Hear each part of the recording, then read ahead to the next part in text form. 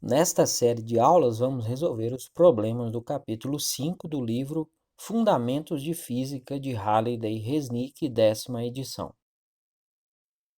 Problema 62. No arremesso de peso, muitos atletas preferem lançar o peso com um ângulo menor que o ângulo teórico, cerca de 42 graus, para o qual um peso arremessado com a mesma velocidade, da mesma altura, atinge a maior distância possível.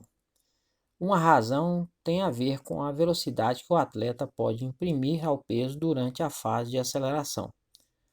Suponha que um peso de 7,260 kg seja acelerado ao longo de uma trajetória reta com 1,650 metros de comprimento por uma força constante de módulo 380,0 newtons, começando com uma velocidade de 2,500 metros por segundo, devido ao movimento preparatório do atleta.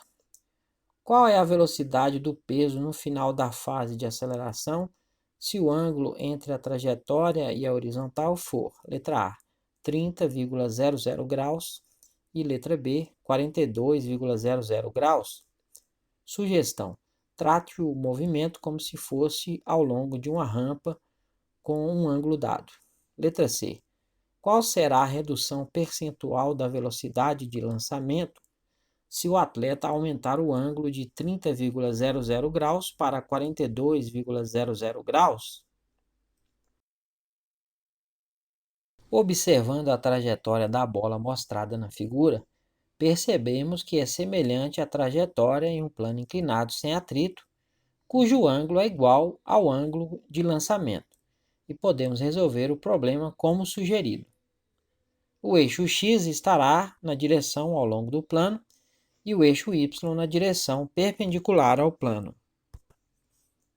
Como em problemas similares que já resolvemos, a bola de ferro, que no problema é chamada de peso, não confundir com a força-peso, se move apenas ao longo do eixo X escolhido e vamos considerar apenas as forças que atuam nessa direção.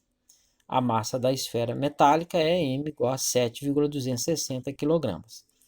A força-peso, que é vertical para baixo, tem módulo P é igual a m vezes g. O ângulo que este vetor faz com o semi-eixo y negativo tem o mesmo valor do ângulo de lançamento. No triângulo formado pela força-peso e suas componentes, o cateto oposto tem a mesma medida do módulo da componente x e podemos escrever o seu módulo como px igual a p vezes o seno de θ, mg vezes o seno de θ. Não vamos nos preocupar com a componente y, porque não é relevante no problema, já que o movimento acontece apenas ao longo do eixo x.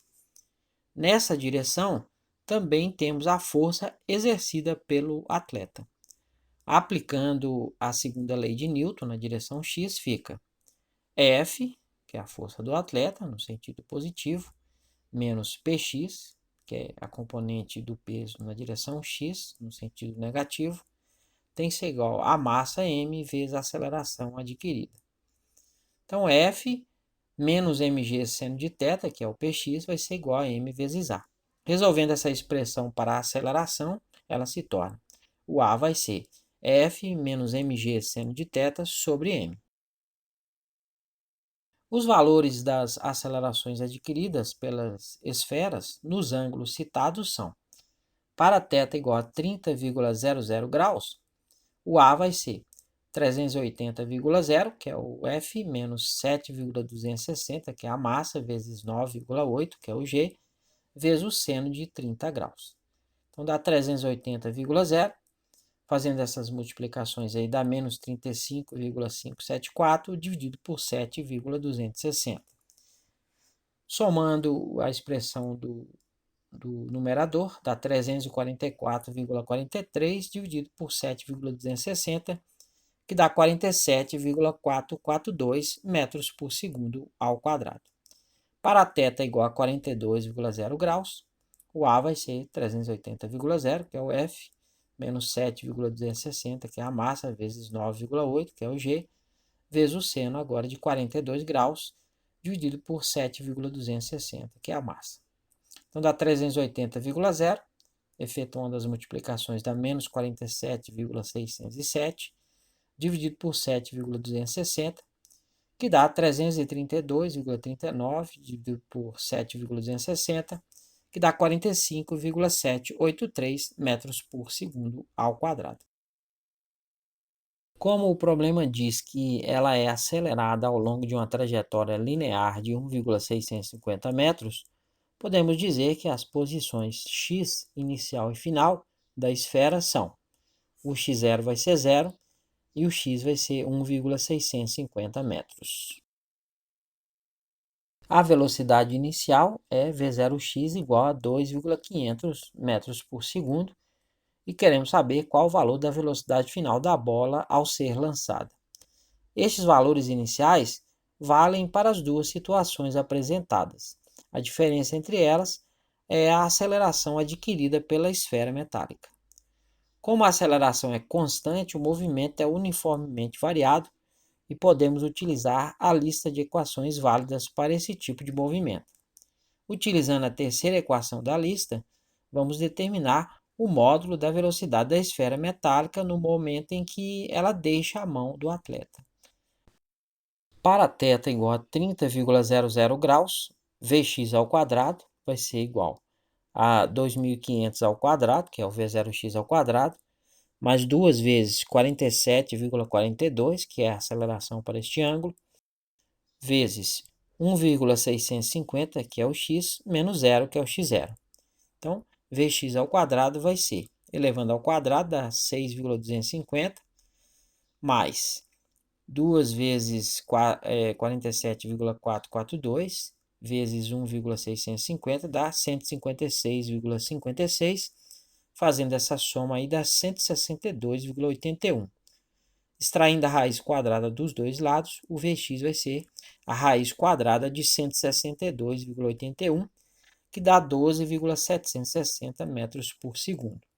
Escrevendo o resultado com 4 algarismos significativos, que é a precisão das medidas originais, ele se torna Vx igual a 12,76 metros por segundo.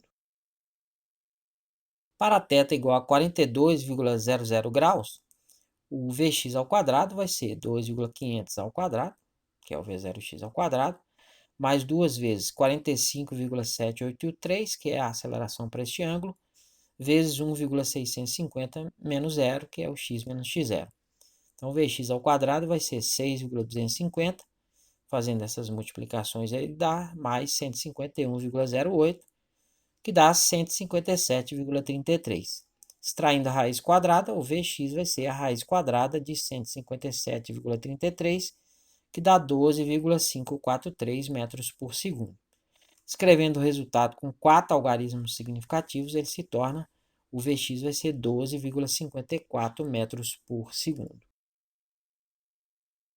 A redução do módulo da velocidade foi ΔV igual a 12,760, né, que é a velocidade para o θ igual a 30 graus, menos 12,543, que é a velocidade para o θ igual a 42 graus, que dá 0,217 metros por segundo.